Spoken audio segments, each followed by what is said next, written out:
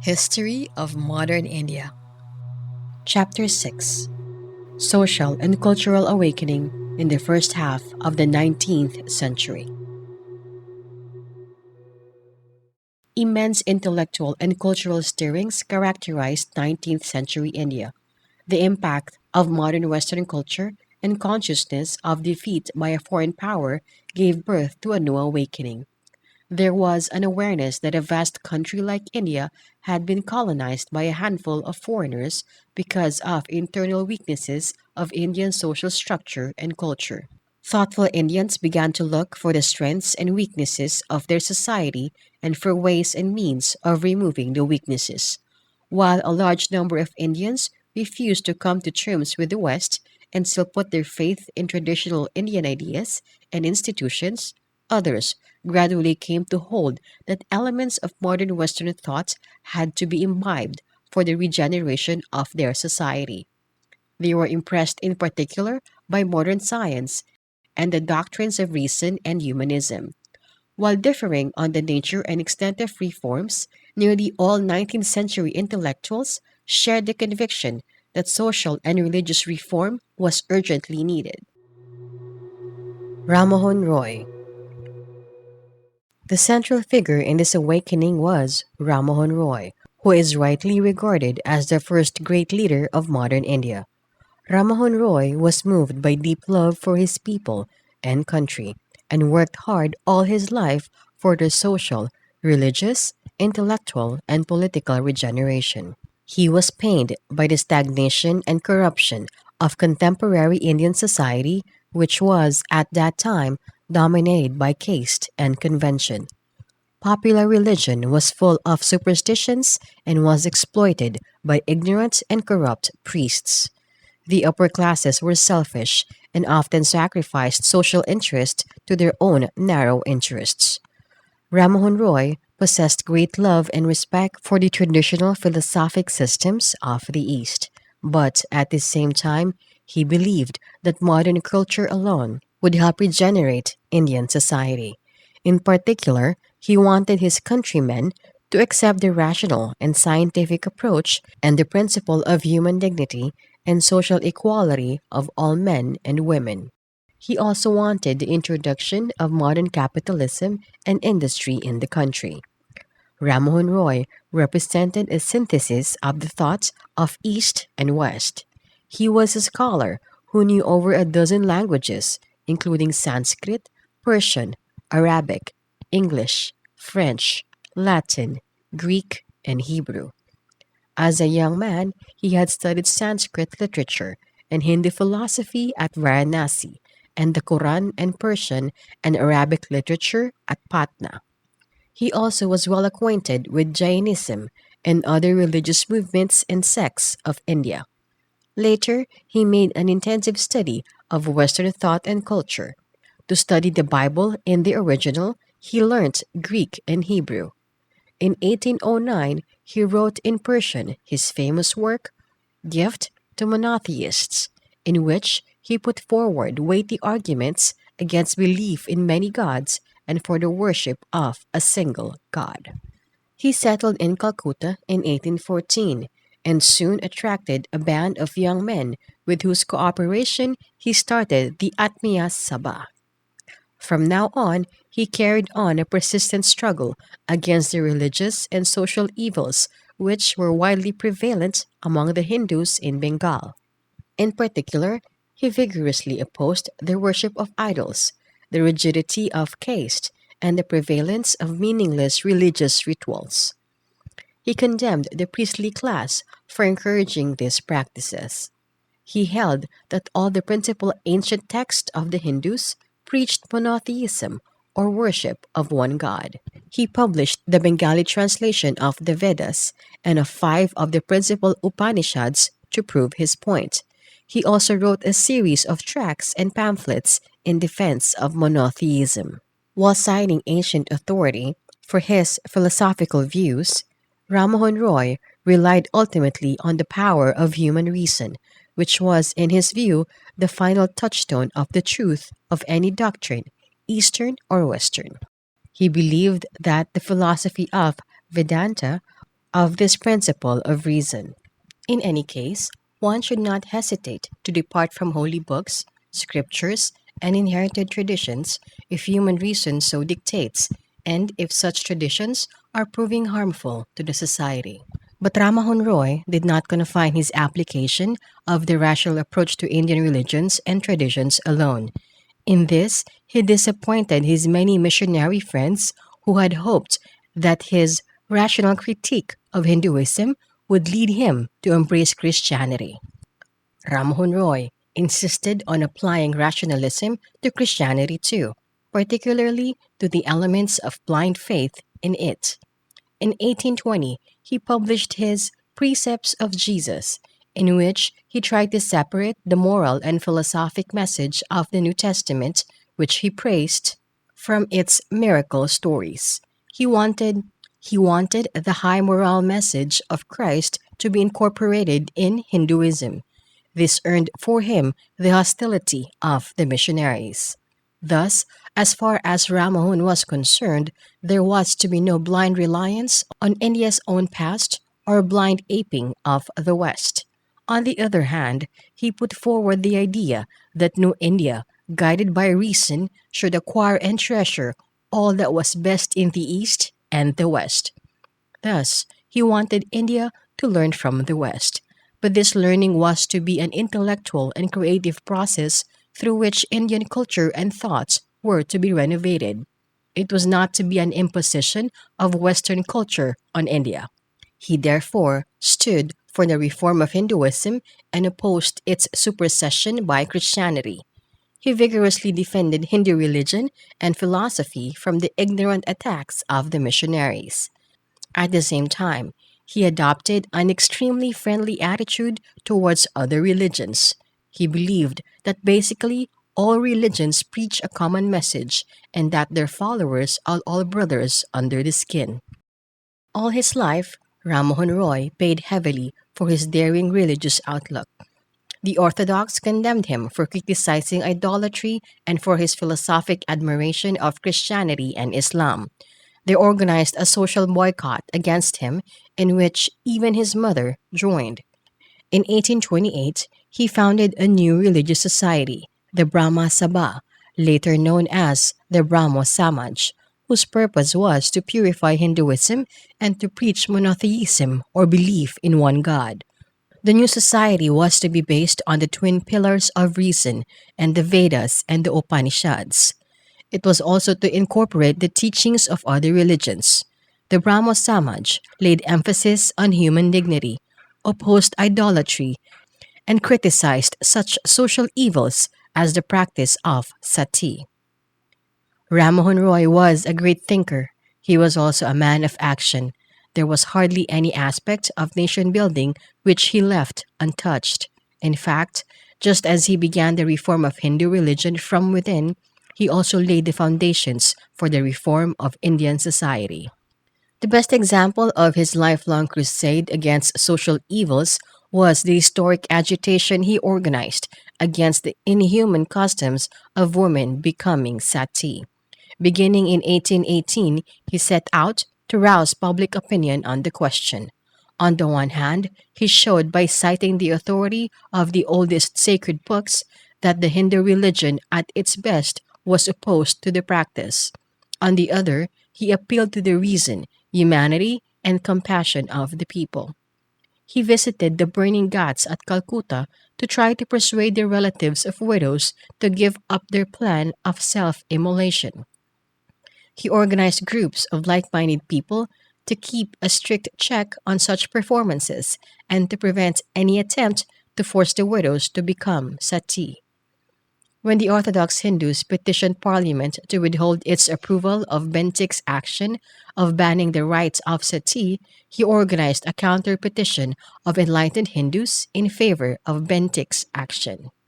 He was a stout champion of women's rights. He condemned the subjugation of women and opposed the prevailing idea that women were inferior to men in intellect or in a moral sense. He attacked polygamy and the degraded state to which widows were often reduced. To raise the status of women, he demanded that they be given the right of inheritance and property. Rammohn Roy was one of the earliest propagators of modern education, which he looked upon as a major instrument for the spread of modern ideas in the country. In 1817, David Hare, who had come out to India in 1800 as a watchmaker, but who spent his entire life in the promotion of modern education in the country, founded the famous Hindu college. Rammohn Roy gave most enthusiastic assistance to Hare in this and his other educational projects. In addition, he maintained at his own cost an English school in Calcutta from 1817 in which, among other subjects, mechanics and the philosophy of Voltaire were taught. In 1825, he established a Vedanta college in which courses both in Indian learning and in Western social and physical sciences were offered. Rammohn Roy was equally keen on making Bengali the vehicle of intellectual intercourse in Bengal. He compiled a Bengali grammar. Through his translations, pamphlets, and journals, he helped evolve a modern and elegant prose style for that language. Rammohn represented the first glimmerings of the rise of national consciousness in India. The vision of an independent and resurgent India guided his thoughts and actions. He believed that by trying to weed out corrupt elements from Indian religions and society, and by preaching the Vedantic message of worship of one God, he was laying the foundations for the unity of Indian society, which was divided into divergent groups. In particular, he opposed the rigidities of the caste system, which, he declared, has been a source of want of unity among us. He believed that the caste system was doubly evil. It created inequality, and it divided people and deprived them of patriotic feeling. Thus, according to him, one of the aims of religious reform was political uplift. Rammohn Roy was a pioneer of Indian journalism. He brought out journals in Bengali, Persian, Hindi, and English to spread scientific, literary, and political knowledge among the people, to educate public opinion on topics of current interest, and to represent popular demands and grievances before the government. He was also the initiator of public agitation on political questions in the country. He condemned the oppressive practices of the Bengal zamindars, which had reduced the peasants to a miserable condition. He demanded that the maximum rents paid by the actual cultivators of the land should be permanently fixed, so that they too would enjoy the benefits of the permanent settlement of 1793. He also protested against attempts to impose taxes on tax free lands. He demanded the abolition of the company's trading rights and the removal of heavy export duties on Indian goods.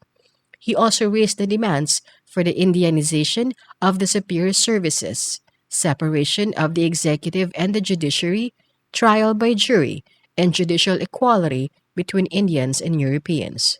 Rammohn was a firm believer in internationalism and in free cooperation between nations. The poet Rabindranath Tagore has rightly remarked, Rammohn was the only person in his time, in the whole world of man, to realize completely the significance of the modern age. He knew that the ideal of human civilization does not lie in the isolation of independence, but in the brotherhood of interdependence of individuals as well as nations in all spheres of thought and activity. Rammohn Roy took a keen interest in international events, and everywhere he supported the cause of liberty, democracy, and nationalism, and opposed injustice, oppression, and tyranny in every form. The news of the failure of the revolution in Naples in 1821 made him so sad that he canceled all his social engagements. On the other hand, he celebrated the success of the revolution in Spanish America in 1823 by giving a public dinner. He condemned the miserable condition of Ireland under the oppressive regime of absentee English landlordism. He publicly declared that he would emigrate from the British Empire if Parliament failed to pass the Reform Bill. Rammohn was fearless as a lion. He did not hesitate to support a just cause. All his life, he fought against social injustice and inequality. even at great personal loss and hardship. In his life of service to society, he often clashed with his family, with rich zamindars and powerful missionaries, and with high officials and foreign authorities. Yet, he never showed fear nor shrank from his chosen course. Ramon was the brightest star in the Indian sky during the first half of the 19th century, but he was not a lone star. He had many distinguished associates, followers, and successors. In the field of education, he was greatly helped by the Dutch watchmaker David Hare and the Scottish missionary Alexander Duff. Dwarkanath Tagore was the foremost of his Indian associates. His other prominent followers were Prasanna Kumar Tagore, Chandra Shekhar Deb, and Tarachand Chakravarti, the first secretary of the Brahma Sabha. Derozio and Young Bengal. A radical trend rose among the Bengali intellectuals during the late 1820s and the 1830s. This trend was more modern than even Rammohun Roy's and was known as the Young Bengal Movement. Its leader and inspirer was the young Anglo-Indian Henry Vivian Derozio, who was born in 1809 and who taught at Hindu College from 1826 to 1831. Derozio possessed a dazzling intellect and followed the most radical views of the time, drawing his inspiration from the Great French Revolution. He was a brilliant teacher who, in spite of his youth, attached himself to a host of bright and adoring students. He inspired the students to think rationally and freely, to question all authority, to love liberty, equality, and freedom, and to worship truth. Derozio and his famous followers, known as the Derozians and Young Bengal, were fiery patriots. Derozio was perhaps the first nationalist poet of modern India. For example, he wrote in 1827, "My country, in the days of glory past, a beauteous halo circled round thy brow, and, worshipped as a deity, thou wast. Where is that glory? Where that reverence now? Thy eagle pinion is chained down at last, and grovelling in the lowly dust art thou. Thy minstrel hath no wreath to weave for thee, save the sad story of thy misery." And one of his pupils, Kasha Prasad Ghosh, wrote in 1861, "Land of the gods and lofty name, land of the fair and beauty's spell, land of the bards of mighty fame, my native land, for e'er farewell." 1830. But woe me! I never shall live to behold that day of thy triumph, when firmly and bold thou shalt mount on the wings of an eagle on high to the region of knowledge and blessed liberty. Derozio was removed from the Hindu College in 1831 because of his radicalism and died of cholera soon after at the young age of 22. The Derozians attacked old and decadent customs, rites, and traditions. They were passionate advocates of women's rights and demanded education for them. They did not, however, succeed in creating a movement because social conditions were not yet ripe for their ideas to flourish. They did not take up the peasants' cause, and there was no other class or group in Indian society at that time which could support their advanced ideas. Moreover, they forgot to maintain their links with the people. In fact, their radicalism was bookish. They failed to come to grips with the Indian reality. Even so, the Derozians carried forward Rammohun's tradition of educating the people in social, economic, and political questions through newspapers, pamphlets, and public associations. They carried on public agitation on public questions, such as the revision of the company's charter, the freedom of the press, better treatment for Indian labor in British colonies abroad, trial by jury, protection of the riots from oppressive zamindars, and employment of Indians in the higher grades of government services. Surendranath Banerjee, the famous leader of the nationalist movement, described the Derozians as the pioneers of the modern civilization of Bengal, the conscript fathers of our race whose virtues will excite veneration and whose failings will be treated with gentlest consideration. Debendranath Tagore and Ishwar Chandra Vidyasagar. The Brahmo Samaj had in the meanwhile continued to exist, but without much life till Debendranath Tagore, father of Rabindranath Tagore, revitalized it. Debendranath was a product of the best in the traditional Indian learning and the new thought of the West. In 1839, he founded the Tadvabudhini Sabha to propagate Rammohun Roy's ideas. In time, it came to include most of the prominent followers of Rammohun and Derozio and other independent thinkers like Ishwar Chandra Vidyasagar and Akshay Kumar Dutt. The Tattva Bohini Sabha and its organ, the Tattva Budhini Patrika, promoted a systematic study of India's past in the Bengali language. It also helped spread a rational outlook among the intellectuals of Bengal. In 1843, Debendranath Tagore reorganized the Brahmo Samaj and put life into it. The Samaj actively supported the movement for widow remarriage, abolition of polygamy, women's education, improvement of the riot's condition, and temperance. The next towering personality to appear on the Indian scene was Pandit Ishwar Chandra Vidyasagar, the great scholar and reformer. Vidyasagar dedicated his entire life to the cause of social reform.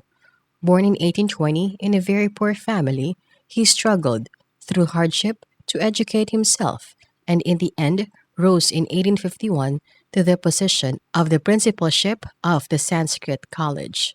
Though he was a great Sanskrit scholar, his mind was open to the best in Western thought, and he came to represent a happy blend of Indian and Western culture. His greatness lay above all in his sterling character and shining intellect. Possessed of immense courage and a fearless mind, he practiced what he believed. There was no lag between his beliefs and his action, between his thought and his practice. He was simple in dress and habits and direct in his manner. He was a great humanist who possessed immense sympathy for the poor, the unfortunate, and the oppressed. In Bengal, innumerable stories regarding his high character, moral qualities, and deep humanism are related till this day. He resigned from government service for he would not tolerate undue official interference. His generosity to the poor was fabulous. He seldom possessed a warm coat, for he invariably gave it to the first naked beggar he met on the street. Vidyasagar's contribution to the making of modern India is many sided. He evolved a new methodology of teaching Sanskrit. He wrote a Bengali primer, which is used till this day. His writings helped in the evolution of a modern prose style in Bengali. He opened the gates of the Sanskrit College to non Brahmin students, for he was opposed to the monopoly of Sanskrit studies that the priestly caste was enjoying at the time. He was determined to break the priest monopoly of scriptural knowledge. To free Sanskrit studies from the harmful effects of self imposed isolation, he introduced the study of Western thought in the Sanskrit College. He also helped found a college, which is now named after him. Above all, Vidyasagar is remembered gratefully by his countrymen for his contribution to the uplift of India's downtrodden womanhood. Here he proved a worthy successor to Rammohun Roy. He waged a long struggle in favor of widow remarriage. His humanism was aroused to the full by the sufferings of the Hindu widows. To improve their lot, he gave his all and virtually ruined himself. In 1855, he raised his powerful voice, backed by the weight of immense traditional learning, in favor of widow remarriage. Soon, a powerful movement in favor of widow remarriage was started, which continues till this day. Later, in 1855, a large number of petitions from Bengal, Madras, Bombay, Nagpur, and other cities of India were presented to the government, asking it to pass an act legalizing the remarriage of widows. This agitation was successful and such a law was enacted. The first lawful Hindu widow remarriage among the upper castes in our country was celebrated in Calcutta on December 7, 1856. under the inspiration and supervision of Vidyasagar. Widows of many other castes in different parts of the country already enjoyed this right under customary law. An observer has described the ceremony in the following words: I shall never forget the day when Pandit Vidyasagar came with his friend, the bridegroom, at the head of a large procession. The crowd of spectators was so great that there was not an inch of moving space, and many fell into the big drains which were to be seen by the sides of Calcutta streets in those days. After the ceremony, it became the subject of discussion everywhere, in the bazaars and the shops, in the streets, in the public squares, in students' lodging houses, in gentlemen's drawing rooms, in offices, and in distant village homes, where even women earnestly discussed it among themselves. The weavers of Santipur issued a peculiar kind of women's sari, which contained, woven along its borders, the first line of a newly composed song, which went on to say, May Vidyasagar live long. For his advocacy of widow remarriage, Vidyasagar had to face the bitter enmity of the Orthodox Hindus. At times, even his life was threatened, but he fearlessly pursued his chosen course. Through his efforts, which included the grant of monetary help to needy couples, 25 widow remarriages were performed between 1855 and 1860. In 1850, Vidyasagar protested against child marriage. All his life he campaigned against polygamy. He was also deeply interested in the education of women. As a government inspector of schools, he organized 35 girls' schools, many of which he ran at his own expense. As secretary to the Bethune School, he was one of the pioneers of higher education for women. The Bethune School, founded in Calcutta in 1849, was the first fruit of the powerful movement for women's education that arose in the 1840s and 1850s. While the education of women was not unknown in India, a great deal of prejudice against it existed. Some even believed that educated women would lose their husbands. The first step in giving a modern education to girls were taken by the missionaries in 1821. But these efforts were marred by the emphasis on Christian religious education. The Bethune School had great difficulty in securing students. The young students were shouted at and abused, and sometimes even their parents were subjected to social boycott. Many believed that girls who had received Western education would make slaves of their husbands. Pioneer of Reform in Western India. Pioneers of Reform in Western India. The impact of Western ideas was felt much earlier in Bengal than in Western India, which was brought under effective British control as late as 1818. Bal Shastri Jambikar was one of the first reformers in Bombay. He attacked Brahmanical orthodoxy and tried to reform popular Hinduism. In 1832, he started a weekly, the Darpan, with the objective of chasing away the mists of error and ignorance which clouded men's minds, and shedding over them the light of knowledge in which the people of Europe have advanced so far before the other nations of the world. In 1849, the Paramahansa Mandali was founded in Maharashtra. Its founders believed in one God and were primarily interested in breaking caste rules. At its meetings, members took food cooked by low caste people. They also believed in permitting widow remarriage and in the education of women. Branches of the Mandali were formed in Pune, Satara, and other towns of Maharashtra. Referring to the Mandali's influence on young people, R.G. Bandarkar, the famous historian, later recalled, when we went for long walks in the evening, we talked about the evils of caste distinctions, how much damage was done by this division between high and low, and how true progress for this country could never be achieved without removing these distinctions. In 1848, several educated young men formed the Students' Literary and Scientific Society, which had two branches, the Gujarati and the Marathi Driyan Prasarak Mandalis. The society organized lectures on popular science and social questions. One of the aims of the society was to start schools for the education of women. In 1851, Jyotiba Phule and his wife started a girls' school at Pune, and soon many other schools came up. Among the active promoters of these schools were Jagannath Shankar Seth and Bao Daji. Phule was also a pioneer of the widow remarriage movement in Maharashtra. Vishnu Shastri Pundit founded the Widow Remarriage Association in the 1850s. Another prominent worker in this field was Karsondas Mulji, who started the Satya Prakash in Gujarati in 1852 to advocate widow remarriage. An outstanding champion of new learning and social reform in Maharashtra was Gopal Hari Deshmukh, who became famous by the pen name of Lokahitawadi. He advocated the reorganization of Indian society on rational principles and modern humanistic and secular values.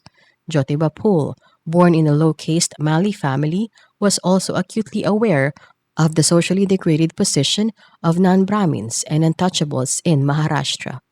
All his life, he carried on a campaign against upper-caste domination and Brahmanical supremacy.